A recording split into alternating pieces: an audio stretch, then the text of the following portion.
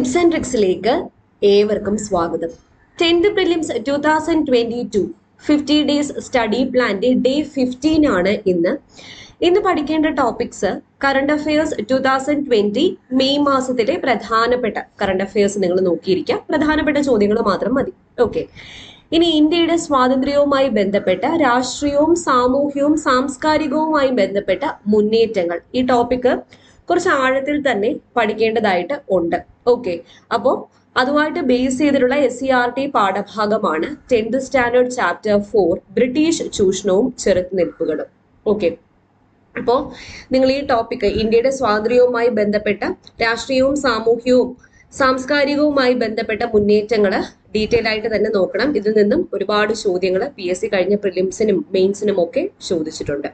അപ്പൊ ഈ ചാപ്റ്റർ, ഈ 10th സ്റ്റാൻഡേർഡ് ചാപ്റ്റർ 4 ബ്രിട്ടീഷ് ചൂഷണവും ചെറുത്തുനിൽപ്പുകളും ഞാൻ ഓൾറെഡി എടുത്തിട്ടുണ്ട്. ഓക്കെ, അപ്പൊ അത് കമ്മ്യൂണിറ്റി ടാബിലും അതുപോലെ തന്നെ നമ്മുടെ ടെലഗ്രാം ചാനലിലും പിൻ ചെയ്ത് വെച്ചേക്കാം. അപ്പൊ നിങ്ങൾ അത് നോക്കി പഠിക്കാം. അപ്പൊ ഈ ക്ലാസ്സിൽ നമ്മുടെ ടിപ്സ് ആൻഡ് ട്രിക്സ് ടീം ഒരു പുസ്തകം പുറത്തിറക്കിയ കാര്യം ഞാൻ പറഞ്ഞിട്ടുണ്ടായിരുന്നു. സോഷ്യൽ സയൻസിന് വേണ്ടിയിട്ട് ദ അൾട്ടിമേറ്റ് സക്സസ് മന്ത്ര. അപ്പൊ അതില് 5 മുതൽ 12 വരെയുള്ള ക്ലാസ്സുകളിലെ ന്യൂ പാറ്റേൺ ക്വസ്റ്റ്യൻസ് ആണ് ഇൻക്ലൂഡ് ചെയ്തിരിക്കുന്നത്. ഈ വീഡിയോയിൽ ഈ 10th സ്റ്റാൻഡേർഡ് ചാപ്റ്റർ 4 ബ്രിട്ടീഷ് ചൂഷണവും ചെറുത്തുനിൽപ്പുകളും ഇതിനെ പറ്റിയുള്ള ന്യൂ പാറ്റേൺ ക്വസ്റ്റ്യൻസ് നമുക്കൊന്ന് ഡിസ്കസ് ചെയ്യാം. അപ്പൊ സ്റ്റാർട്ട് ചെയ്യാം. എല്ലാവർക്കും വീഡിയോയിലേക്ക് സ്വാഗതം.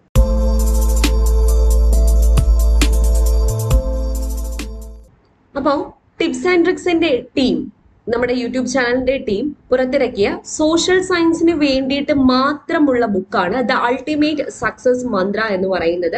അപ്പോൾ ഈ സോഷ്യൽ സയൻസിൽ history, geography, economics, political science മുതലായ വിഭാഗങ്ങളാണ് ഉൾപ്പെടുത്തിയിരിക്കുന്നത്. 5 മുതൽ 12 വരെയുള്ള SCERT, NCERT പാഠപുസ്തകങ്ങളിലെ ചാപ്റ്റർ വൈസ് വസ്തുതകൾ ന്യൂ പാറ്റേൺ ക്വസ്റ്റ്യൻസ് ആക്കിയിട്ടുണ്ട്. അതുപോലെ MCQസും ആക്കിയിട്ടുണ്ട്. ഇതിൽ പ്രത്യേകം ശ്രദ്ധിക്കേണ്ടത് 5 മുതൽ 10 വരെ മലയാളത്തിലും +1 +2 ഇംഗ്ലീഷിലുമാണ് ക്വസ്റ്റ്യൻസ് കൊടുത്തിട്ടുള്ളത്. അതുപോലെ PSCയുടെ പുതിയ പാറ്റേൺ ചോദ്യങ്ങൾ മാത്രം ഉൾക്കൊള്ളിച്ച ഏറ്റവും മികച്ച പഠന സഹായിയാണ്. സമഗ്ര ക്വസ്റ്റ്യൻ പൂൾ പ്രധാന ചോദ്യങ്ങൾ ഉൾപ്പെടെയാണ് ഞങ്ങളുടെ ഈ ഒരു ബുക്കിൽ ഉൾപ്പെടുത്തിയിരിക്കുന്നത്. അപ്പൊ ഈ ബുക്കിനെ പറ്റിയുള്ള കൂടുതൽ ഡീറ്റെയിൽസ് ഞാൻ ഡിസ്ക്രിപ്ഷൻ ബോക്സിൽ ഒരു വീഡിയോ കൊടുത്തേക്കാം. ആ വീഡിയോ കണ്ടു കഴിഞ്ഞാൽ ഇതിന്റെ ഫുൾ ഡീറ്റെയിൽസ് ഞാൻ അതിനകത്ത് പറഞ്ഞിട്ടുണ്ട്. ഓക്കെ, അപ്പൊ എന്തായാലും ഈ ചാപ്റ്ററിലെ ക്വസ്റ്റ്യൻസ് നമ്മുടെ ബുക്കിനെ ബേസ് ചെയ്തിട്ടുള്ള നോക്കാം. അപ്പൊ ചാപ്റ്റർ 4 ബ്രിട്ടീഷ് ചൂഷണവും ചെറുത്തുനിൽപ്പുകളും. ആദ്യത്തെ ചോദ്യം, വയനാട്ടിലെ കുരിശ് കലാപത്തിന് നേതൃത്വം കൊടുത്തത് ആര്? വയനാട്ടിലെ കുരിശ് കലാപത്തിന് നേതൃത്വം കൊടുത്തത് രാമനമ്പിയാണ്. രാമനമ്പി. ഈ ചോദ്യം PSC എപ്പോഴും റിപ്പീറ്റ് ചെയ്യുന്നതാണ്. ഇനി വരുന്ന 10th പ്രിലിംസിനും ഈ ഒരു ക്വസ്റ്റ്യൻ നമുക്ക് പ്രതീക്ഷിക്കാം. അപ്പൊ വയനാട്ടിലെ കുരിശ് കലാപത്തിന് നേതൃത്വം കൊടുത്തത് ആരാണ്? രാമനമ്പി.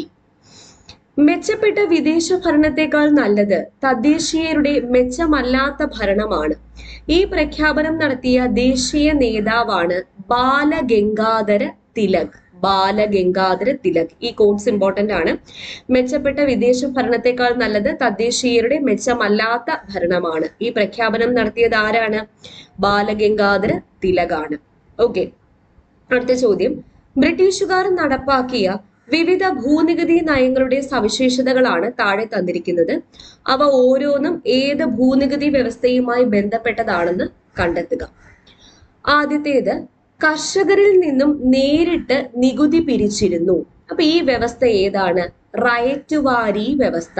റയറ്റ് വാരി വ്യവസ്ഥ. റയറ്റ് എന്ന് വെച്ചാൽ കർഷകർ എന്നാണ് മീനിങ്. ഓക്കെ, ഗ്രാമത്തെ ഒരു യൂണിറ്റായി കണക്കാക്കി നികുതി പിരിച്ചെടുത്തിരുന്നു. ഇതേത് വ്യവസ്ഥയാണ്? മഹൽവാരി വ്യവസ്ഥ. മഹൽ എന്ന് വെച്ചാൽ ഗ്രാമം. ഓക്കെ, മഹൽവാരി വ്യവസ്ഥ. നികുതി പിരിവിന് അധികാരമുണ്ടായിരുന്ന പ്രദേശത്തെ മുഴുവൻ ഭൂമിയുടെയും ഉടമസ്ഥൻ ജമീന്ദാർ ആയിരുന്നു. അപ്പൊ ഇതേത് വ്യവസ്ഥയാണ്? ശാശ്വത ഭൂനികുതി വ്യവസ്ഥ. അപ്പൊ ഈ ചോദ്യങ്ങളെല്ലാം നമ്മുടെ അൾട്ടിമേറ്റ് സക്സസ് മന്ത്രയിലെ ചോദ്യങ്ങളാണ്. അപ്പൊ വാങ്ങാൻ താല്പര്യമുള്ളവര് താഴെ ഡിസ്ക്രിപ്ഷൻ ബോക്സിൽ ഒരു വാട്സാപ്പ് നമ്പർ കൊടുത്തേക്കാം. അപ്പൊ അതിൽ നിങ്ങൾ മെസ്സേജ് അയച്ചു കഴിഞ്ഞാൽ നിങ്ങൾക്ക് ബുക്ക് കൊറിയർ ആയിട്ടോ പോസ്റ്റ് വഴിയോ അയച്ചു തരുന്നതാണ്. ഓക്കെ, അടുത്ത ചോദ്യം, ഇന്ത്യൻ ദേശീയ പ്രസ്ഥാന ചരിത്രത്തിൽ ലാൽ പാൽ ബാൽ, ലാൽ പാൽ ബാൽ എന്നറിയപ്പെടുന്ന നേതാക്കൾ ആരൊക്കെയാണ്? ലാലാ ലജ്പത് റായ്, ബിപിൻ ചന്ദ്രപാൽ, ബാലഗംഗാധര തിലക്. ലാലാ ലജ്പത് റായ്, ബിപിൻ ചന്ദ്രപാൽ, ബാലഗംഗാധര തിലക് എന്നിവരാണ് ലാൽ പാൽ ബാൽ എന്നിങ്ങനെ അറിയപ്പെടുന്നത്. മുൻ വർഷത്തിൽ PSC ലാൽ ബഹദൂർ ശാസ്ത്രി കൊടുത്തിട്ടുണ്ടായിരുന്നു ഓപ്ഷനിൽ തെറ്റായിട്ട്. അപ്പോൾ ലാൽ ബഹദൂർ ശാസ്ത്രി ഏതിൽ ഉൾപ്പെടുന്നില്ല? ഈ ലാലിൽ ഉൾപ്പെടുന്നില്ല. ഈ ലാൽ എന്ന് പറയുന്നത് ആരാണ്? ലാലാ ലജ്പത് റായി ആണെന്നുള്ള കാര്യം ഓർക്കുക. അടുത്ത ചോദ്യം, A കോളത്തിലുള്ളവയ്ക്ക് അനുയോജ്യമായവ B കോളത്തിൽ ക്രമീകരിക്കുക. A കോളത്തിൽ തന്നിരിക്കുന്നത് വില്യം ലോഗൻ, രാമനമ്പി, കഴ്സൺ പ്രഭു, മംഗൾ പാണ്ഡെ. B കോളത്തില് ഒന്നാം സ്വാതന്ത്ര്യ സമരം, ബംഗാൾ വിഭജനം, മലബാർ മാനുവൽ, കുറിച്യ കലാപം. എങ്ങനെയാണ് ചേരുംപടി ചേർക്കുന്നത് എന്ന് നോക്കാം. വില്യം ലോഗനാണ് മലബാർ മാനുവൽ രചിച്ചത്. മലബാർ മാനുവൽ. രാമനമ്പി കുറിച്യ കലാപത്തിന്റെ നേതാവാണ്. കഴ്സൺ പ്രഭു ബംഗാൾ വിഭജനം നടപ്പിലാക്കി. മംഗൾ പാണ്ഡെ ഒന്നാം സ്വാതന്ത്ര്യ സമരത്തിലെ ആദ്യത്തെ രക്തസാക്ഷി. ഇങ്ങനെയാണ് ചേരുംപടി ചേർക്കുന്നത്. അടുത്ത ചോദ്യം, ചുവടെ കൊടുത്തിരിക്കുന്ന പട്ടികയിൽ 1857 ഒന്നാം സ്വാതന്ത്ര്യ സമരത്തിന്റെ പ്രധാന കേന്ദ്രങ്ങൾ നൽകിയിരിക്കുന്നു. ഓരോ പ്രദേശത്തും സമരത്തിന് നേതൃത്വം നൽകിയവരുടെ പേരുകൾ ബ്രാക്കറ്റിൽ നിന്നും തിരഞ്ഞെടുത്ത് പട്ടിക പൂർത്തീകരിക്കുക. ഈ ചോദ്യം കഴിഞ്ഞ പ്രിലിംസിന് ചോദിച്ചു, മെയിൻസിനും ചോദിച്ചു. ഓക്കെ, അപ്പോൾ ബ്രാക്കറ്റിൽ നൽകിയിരിക്കുന്നത് ബീഗം ഹസ്രത് മഹൽ, മൗലവി അഹമ്മദുള്ള, ബഹദൂർ ഷാ സെക്കൻഡ്, നാനാ സാഹിബ്.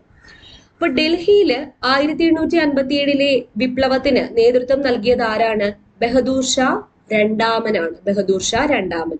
ലക്നൌവിൽ ആരാണ്? ബീഗം ഹസ്രത് മഹൽ. കാൺപൂരില് നാനാ സാഹിബ്. ഫൈസാബാദില് മൗലവി അഹമ്മദുള്ള. അപ്പൊ ഈ ചാപ്റ്റർ വൈസ് ആയിട്ട് നിങ്ങൾ ഇങ്ങനെ പഠിച്ചിട്ട് ക്വസ്റ്റ്യൻസ് വർക്ക്ഔട്ട് ചെയ്യുകയാണെങ്കിൽ കുറച്ചുകൂടി നമുക്ക് ഈസി ആയിരിക്കും. പരീക്ഷയ്ക്ക് ക്വസ്റ്റ്യൻസ് വരുമ്പോൾ ഞാനത് കണ്ടിട്ടുണ്ടല്ലോ, ഇതാണ് എന്ന് നമുക്ക് പെട്ടെന്ന് ഓർമ്മ കിട്ടും. ഓക്കെ, അടുത്ത ചോദ്യം, ചോർച്ചാ സിദ്ധാന്തം അവതരിപ്പിച്ച ആദ്യകാല കോൺഗ്രസ് നേതാവാര്? ഈ ആശയം പ്രതിപാദിക്കുന്ന അദ്ദേഹത്തിന്റെ പുസ്തകം ഏത്? ഇമ്പോർട്ടന്റ് ചോദ്യമാണ്. ചോർച്ചാ സിദ്ധാന്തം ആരുടേതാണ്? ദാദാഭായ് നവറോജി. ഈ ആശയം പ്രതിപാദിക്കുന്ന അദ്ദേഹത്തിന്റെ പുസ്തകം ഏതാണ്? Poverty and un-British rule in India. Poverty and un-British rule in India. അടുത്ത ചോദ്യം, പട്ടിക പൂർത്തിയാക്കുക. അപ്പൊ ഇതില് ഭൂനികുതി വ്യവസ്ഥയും അത് നടപ്പിലാക്കിയ പ്രധാന പ്രദേശങ്ങളുമാണ് പൂർത്തിയാക്കാൻ തന്നിരിക്കുന്നത്.